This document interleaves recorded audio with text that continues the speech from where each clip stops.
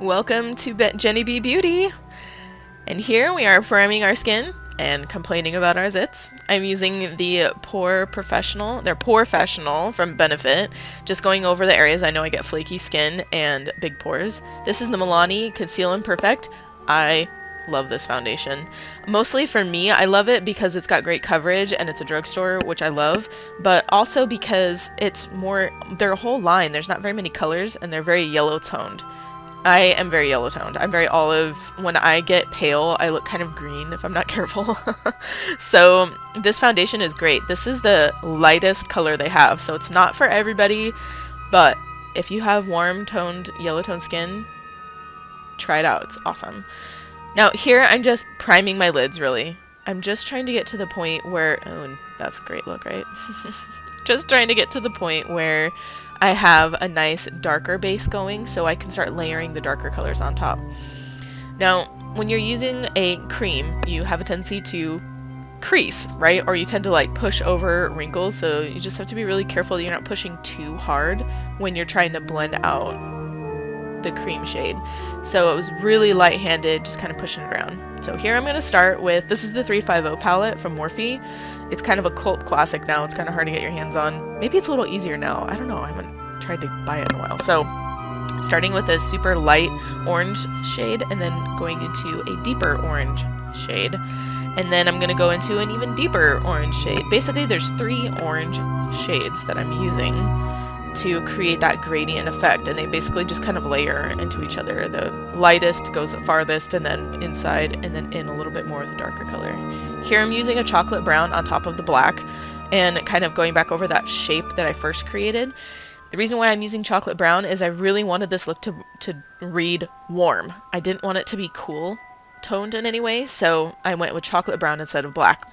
So instead of black, which is cool toned. Anyway. Here I am using the, I don't think I'm using the NYX yet. I'm using the NYX pencil and taupe, and I'm just creating general shape. I wanted bushy eyebrows, and I wanted them to be pretty bushy. I didn't want them to be crazy, so I'm just kind of creating the shapes I want with taupe, since it's my closer to my natural color. Because I have a lot of hair, but they're all spread out, so it looks like there's not a lot of color there. And then I'm going to go back in with a deeper color right here, and I'm going to create more brush strokes or hair strokes. And what that does is it creates dimension to the look. If you use one color on your brows, it stands out a little too much. Here I'm using a brow gel to push my natural ones up so they kind of blend a little bit more. This is the NYX concealer. This is the Naked concealer. And the reason why I like this concealer is it has great color payoff and it doesn't crease very easily. I mean, I still have to set it, but compared to other ones out there, it's really good. So this is the lightest one that I own. I think it's medium light or light medium.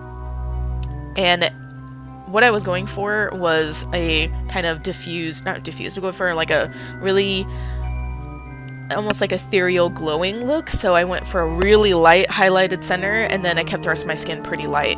And then here I'm using the NYX HD Studio Translucent Powder to set it all. I'm going back in with my under eye with a lighter orange first, and then I'm going to go into the black. So now I can blend it out and still have a little bit of that orange base underneath. It just makes the transition a little easier. So just kind of creating the general shape and getting a deep background for my under eye. Then I'm going to go in with the orange and then the deeper orange next. And I don't think I went very dark on my under eye. I wasn't going for a round look.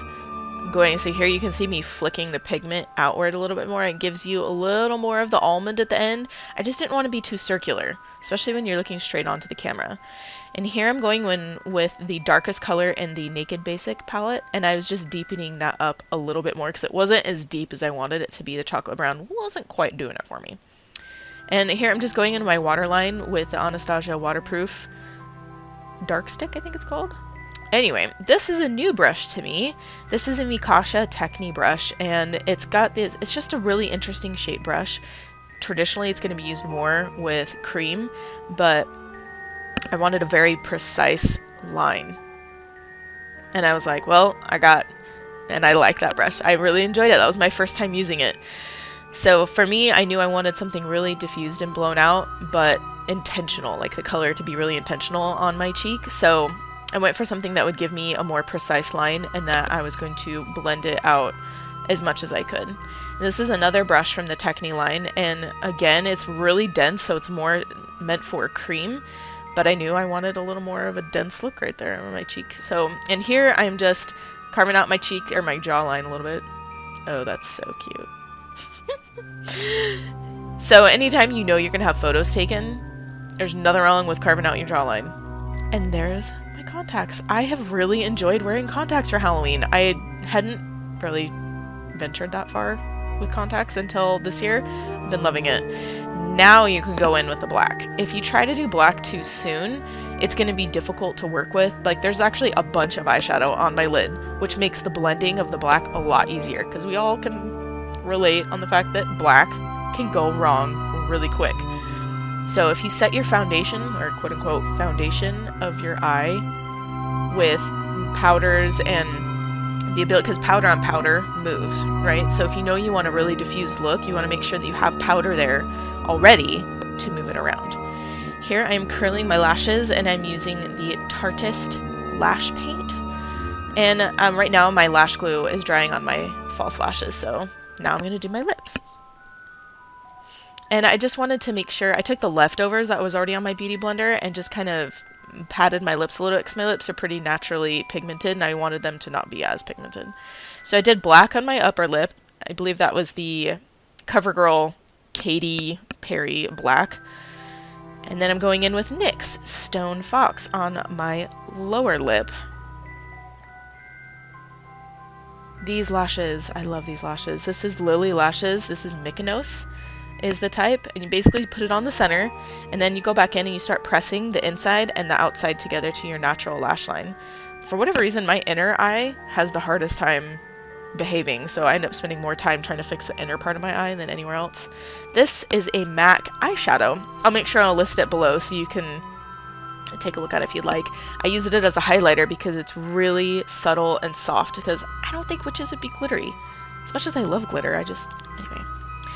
But thank you so much for watching this tutorial. I thoroughly love Halloween. I hope it's a happy Halloween for you and you have fun dressing up. Thank you so much. Bye-bye.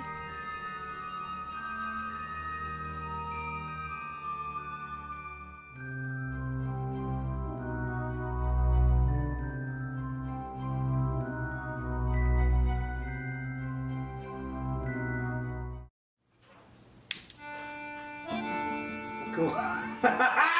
That was a good one. Let's do a couple more. Okay. That was a good one, babe. I was like, that was a good one. I didn't even freaking flinch and my hand was in shot.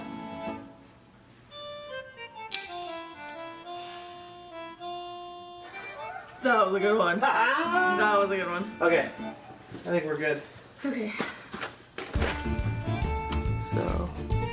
Ow! That one hurt. But I didn't flinch.